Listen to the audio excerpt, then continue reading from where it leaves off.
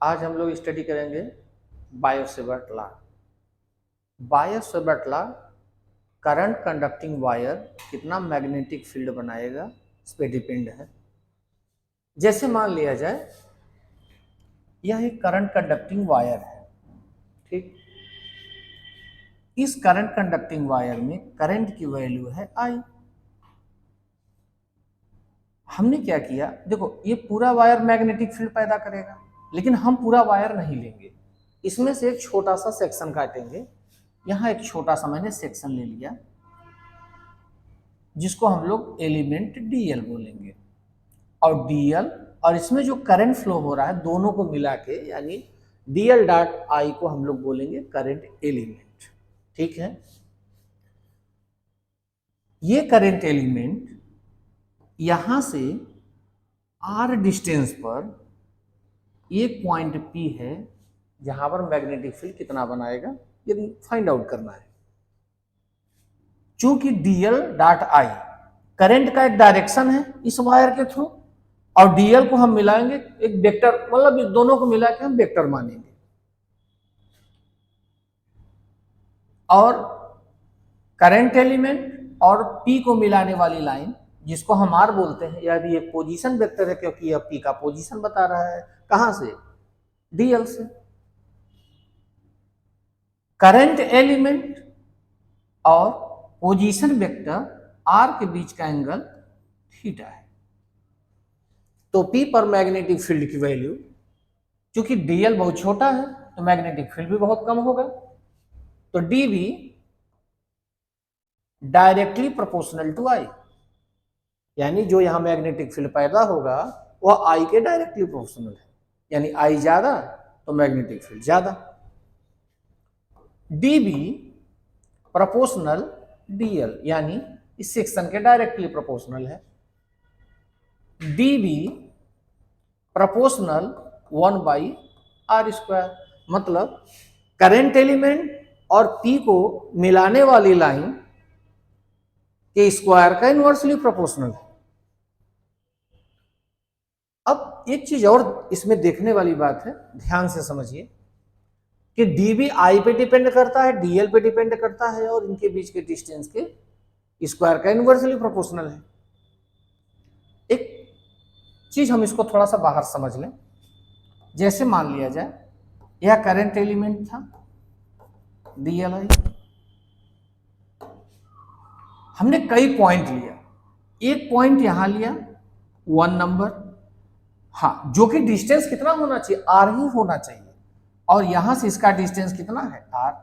एक दूसरा पॉइंट लिया, यहां भी डिस्टेंस कितना है आर।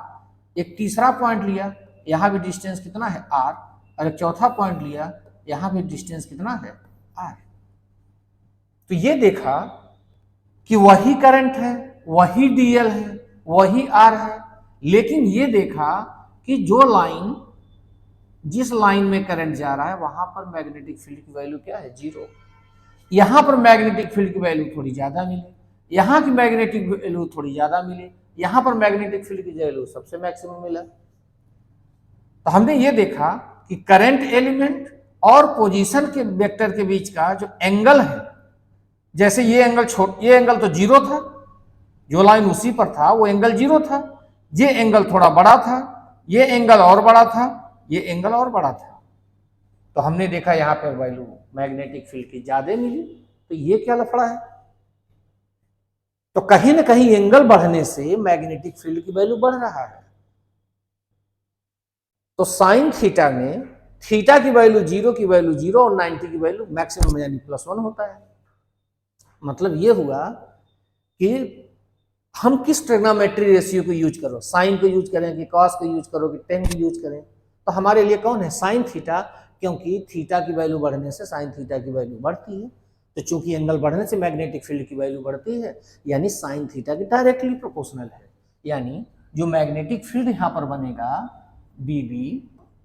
बीबी वह क्या है, साइन थीटा के भी डायरेक्टली प्रोपोर्शनल है। यही इंटरेस्टिंग बात है।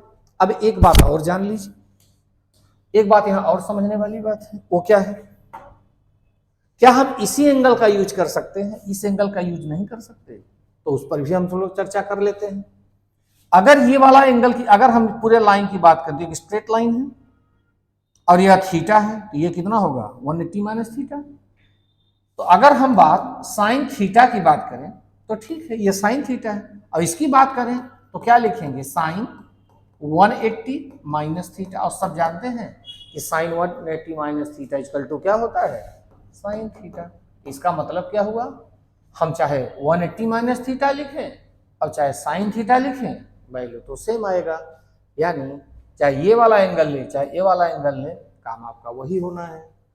ठीक, तो हमने क्या क्या सीखा। सबसे पहली बात कि मैग्नेटिक फील्ड आई के डायरेक्टली प्रोपोर्शनल, डीएल के डायरेक्टली प्रोपोर्शनल, 1/r के स्क्वायर का इनवर्सली प्रोपोर्शनल और साइन थीटा के डायरेक्टली प्रोपोर्शनल।